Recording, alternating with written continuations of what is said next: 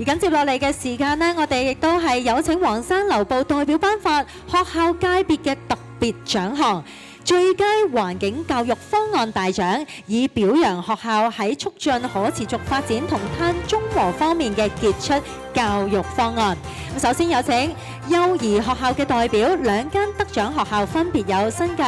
婦孺福利會上水幼兒學校、東華三院呂鳳鳳紀念幼稚園。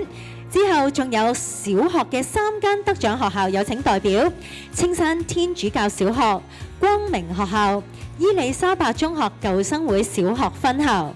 連同中學都有3間嘅得獎學校，有請代表準備上前，包括有聖約瑟英文中學、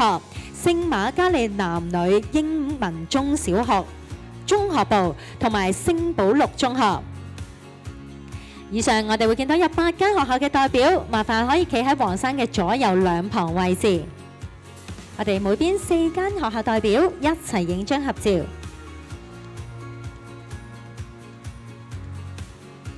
咁多位可以展示手中嘅獎項，望向正前方，我哋大會攝影機鏡頭。再次謝謝大家熱烈嘅掌聲，恭喜以上得獎學校。